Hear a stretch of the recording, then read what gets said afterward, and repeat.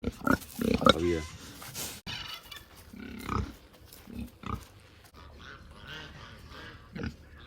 Ciao ragazzi, sapete cosa sono le PPL? Piccole produzioni locali. Significa che entro un certo contativo le aziende agricole, tra cui anche gli agriturismi, producono questi prodotti eccezionali che vengono poi controllati sanitariamente. E siamo con Gaetano Tabarini nel suo agriturismo in Serraglio a Valleggio sul Mincio, perché oggi parliamo di maiali.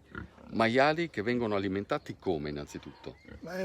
Con prodotti nostri, praticamente un 50% di farina di mais, un 15, un 20 di orzo, altri 15 di crusca e il resto soia, insomma, per arrivare al 100%, a fare la percentuale giusta.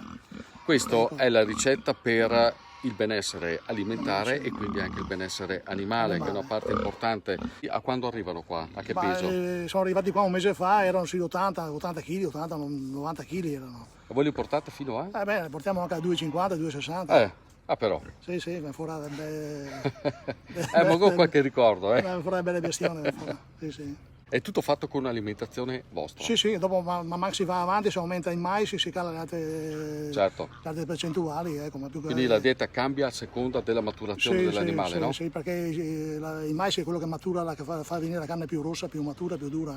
Oltretutto l'integrazione c'è con anche le verdure dell'orto? Sì, con le verdure dell'orto, quando c'è della verdura che viene vecchia così o dei zucchine che scappano, le portiamo una volta al giorno o due, quando mamma che la roba, le patate, certo. E lo rivendete di quella cosa qua.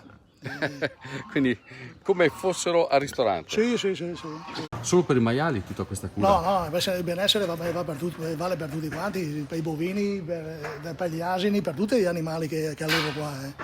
Se no, sotto che la passione è proprio volere bene le bestie così, nemmeno se ne perda. Ascolta Gaetano, PPL vuol dire massimo quanti maiali allevati? 30 maiali massimo, 30 maiali. Perché specifichiamo queste cose? Perché un agriturismo in genere non produce delle grosse quantità. La differenza la fanno la cura dei particolari e soprattutto il rispetto per gli animali allevati in questo modo. Sì. È difficile poter sempre rispettare queste regole?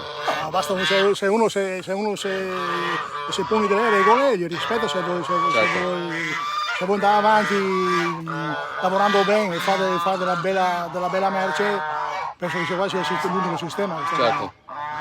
Oltretutto poi quello che ne consegue è la produzione di insaccati. Esatto, sì. Che non vi dico. Cosa fate voi?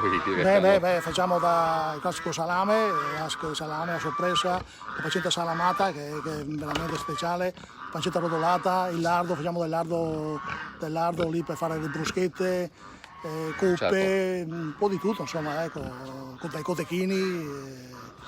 Gaetano, se tu dovessi sbilanciarti in percentuale, quanta produzione c'è fatta direttamente da voi su quello che proponete? I maiali è tutta quanta fatta qua da noi, non è sia maiale che si compra, anche perché come PPL non si può comprare i maiali fuori, si deve allevare in casa il numero che decidi, a inizio anno decidi di fare, non so, 18-20 maiali e li compri e ti riallevi tu.